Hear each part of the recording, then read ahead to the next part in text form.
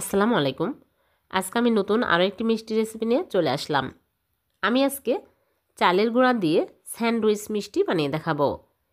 এই মিষ্টি খাওয়ার পর কেউ বুঝতেই পারবে না যে চালের গুঁড়া দিয়ে তৈরি করা। অনেক টেস্টি হবে। আশা করছি আপনাদেরও ভালো লাগবে। ভালো লাগলে লাইক কমেন্ট শেয়ার করে দেবেন। তাহলে চলুন রেসিপি শুরু করি। প্রথমে চুলায় প্যান বসিয়ে দিয়েছি আর দিয়ে দিচ্ছি ঘি 1 চামচ। এখন আমি ঘি নেড়েচেড়ে মেল্ট করে নেব। ঘি মেল্ট হয়ে গেলে দিয়ে দিচ্ছি আতপ চালের গুঁড়া 1 কাপ। দিয়ে আমি হালকা আঁচে নেড়েচেড়ে 5-6 মিনিট ভেজে নেব। একদম হালকা আঁচে ভেজে নিতে হবে। খেয়াল রাখতে হবে পুড়িয়ে যেন লাল হয়ে না যায়। ভাজা হয়ে গেলে আমি চুলা থেকে নামিয়ে নিচ্ছি। চুলা থেকে নামিয়ে এক সাইডে রেখে দিব। এদিকে আবারও চুলায় প্যান বসিয়ে দিয়েছি আর দিয়ে দিচ্ছি লিকুইড দুধ 1.5 কাপ। এখন আমি নেড়েচেড়ে জাল করে বলক তুলে নিব। স্বাদমতো লবণ দিয়ে দিলাম আর দিয়ে দিচ্ছি এলাচের গুঁড়া সামান্য পরিমাণে, তাহলে সুন্দর ফ্লেভার অ্যাড হবে। চিনি দিয়ে দিচ্ছি 1/3 কাপ। এখন আমি নেড়েচেড়ে ভালো করে বলক তুলে নেব। বলক উঠে আসলেই আমি ভাজা চালের গুঁড়া দিয়ে দিলাম। দিয়ে চুলা স্লো আঁচে করে অনবরত নেড়েচেড়ে আমি ঘন টাইট করে নেব।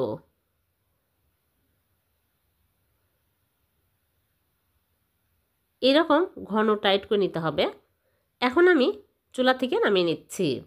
প্লেটে ঢেলে ঠান্ডা করে নিব। ঠান্ডা হতে থাকুক। এদিকে আবারও চুলায় প্যান বসিয়ে দিয়েছি। দিয়ে দিচ্ছি লিকুইড দুধ 1/2 কাপ আর দিয়ে দিচ্ছি মালাই। এখানে আগে দুধ জাল করে মালাই করে রেখেছিলাম 1 কাপ দিয়ে দিলাম। আর গুঁড়া দুধ দিয়ে দিচ্ছে 2 চামচ আর ঘি 1 চামচ।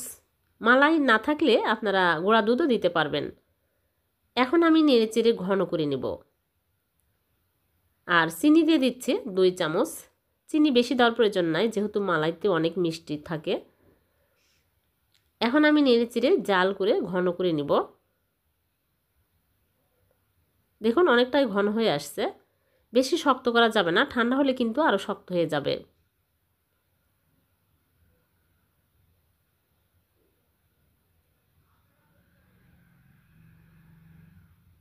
এরকম ঘন টাইট হয়ে আসলেই চুলা থেকে নামিয়ে আমি বাটিতে ঢেলে এক সাইডে রেখে দিচ্ছি। এদিকে ডোটা ঠান্ডা হয়ে গেছে। এখন আমি ভালো করে মথে নিচ্ছি।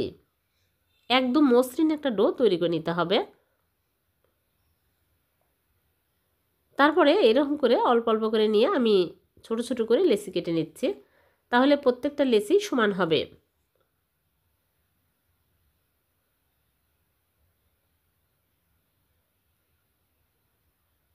একটা করে লেচি নিয়ে আমি এইরকম করে গোল করে তারপর লম্বা লম্বা করে একটু চ্যাপ্টা করে নিচ্ছে। হয়ে গেল একটা। এইরকম করে আমি সবগুলো বানিয়ে নিব।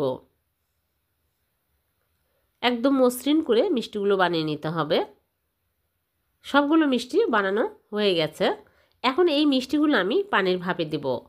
আগে থেকেই চুলে একটা পাত্রে পরিমাণ মতো পানি দিয়ে পানি ফুটিয়ে নিয়েছি। একটা স্ট্রেনার বসে স্ট্রেনারের উপরে মিষ্টিগুলো দিয়ে দিচ্ছি। দিয়ে হাই হিটে ঢেকে জাল করব 10 মিনিট। 10 মিনিটে মিষ্টি ফুলে একদম বড় বড় হয়ে গেছে। 10 মিনিট পর ফিরে আসলাম। এখন আমি মিষ্টিগুলো চুলা থেকে নামিয়ে প্লেটে তুলে নেব। এভাবে মিষ্টি বানিয়ে দেখবেন, খেতে দুর্দান্ত স্বাদের হয়।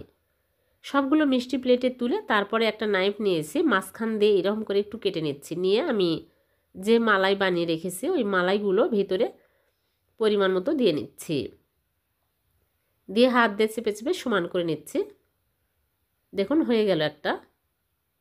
খুবই টেস্টি এই মিষ্টিগুলো বাড়িতে বানিয়ে দেখবেন, খেতে অনেক মজার হয়। একটু বেশি করে দিবেন মালাই, তাহলে খেতে আরও বেশি টেস্টি হবে। এই মিষ্টি খেলে কেউ বুঝতেই পারবে না যে চালের গুঁড়া দিয়ে তৈরি করা। খুবই মজার একটা মিষ্টি। সবগুলো আমি মালাই দিয়ে নিয়েছি। এখন একটা মিষ্টি কেটে দেখাচ্ছি। আর উপর দিয়ে আমি মাওয়া ছিটিয়ে দিয়েছি, জাফরান দিয়ে নিয়েছি। হয়ে গেল ভীষণ সুস্বাদু চালের গুঁড়ার স্যান্ডউইচ মিষ্টি। এভাবে বানিয়ে দেখবেন, খেতে অনেক মজার হয়। ভিডিওটি ভালো লেগে থাকলে লাইক কমেন্ট শেয়ার করে দেবেন। আর এরকম নতুন নতুন রেসিপি পেতে চ্যানেলটিকে সাবস্ক্রাইব করে চ্যানেলের সাথে থাকবেন। পেজ থেকে দেখে থাকলে পেজটি